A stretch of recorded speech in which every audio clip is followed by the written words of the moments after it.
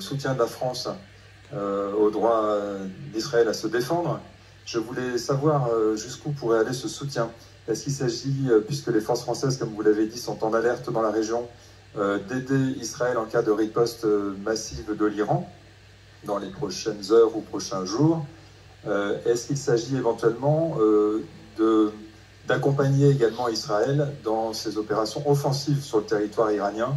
Où est-ce que vous placez la frontière dans le soutien de la France donc à Israël? Et puis, vous parlez de la reprise des négociations que vous appelez de vos voeux. Sous quelle forme? Est-ce que c'est une négociation qui doit continuer dans la forme actuelle, c'est-à-dire entre Washington et Téhéran, ou est-ce que les Européens doivent y être associés dorénavant, puisqu'on a vu que la première phase n'a pas tellement été concluante, les Européens y associés, voire la Chine et la Russie comme au temps du JCPOA? Voilà, merci. Merci beaucoup. Le soutien, celui que nous avons toujours apporté, mais j'ai toujours été clair, ça n'est pas un soutien inconditionnel et sans limite. Et j'ai d'ailleurs été clair lorsqu'il s'est agi de lutter contre le terrorisme du Hamas, que nous avons condamné avec force le 7 octobre dernier. Nous avons soutenu toutes les opérations ciblées d'Israël, sa volonté de très clairement se protéger du terrorisme, mais en aucun cas nous n'avons soutenu des opérations qui mettaient en danger la vie des civils, et c'est pourquoi nous avons appelé dès la fin octobre 2023 à un cessez-le-feu sur le territoire.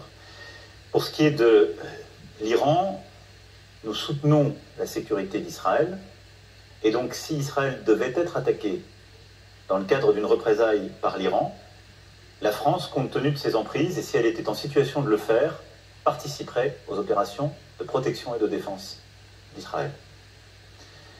Et j'ai marqué notre disponibilité en ce sens. A l'inverse, je n'envisage aucunement de participer à quelque opération offensive que ce soit. Ça n'est pas notre rôle, et ça n'est pas le chemin que nous choisissons, je l'ai déjà dit. Nous sommes pour un chemin diplomatique sur la question du nucléaire et du balistique iranien. Pour ce qui est des négociations de cessez-le-feu, comme des négociations nucléaires et balistiques, je crois en effet à l'efficacité d'impliquer les Européens qui sont des partenaires de confiance. Et nos contacts, comme notre travail, sont permanents. J'ai passé la journée à échanger avec l'ensemble des négociateurs du cessez-le-feu, comme avec tous les acteurs de la sous-région. Et donc, oui, mon souhait, c'est que nous puissions être réinclus dans ces actions et ces opérations, qu'il s'agisse du cessez-le-feu ou de la discussion sur le nucléaire iranien. Néanmoins, la lucidité me conduit à dire que si je vois une fenêtre ouvrir sur les négociations sur le cessez-le-feu à Gaza, les prochaines heures et les prochains jours seront difficiles pour ouvrir des négociations efficaces avec l'Iran sur la question du nucléaire. Mais nous devons y travailler, nous devons nous engager sur ce sujet.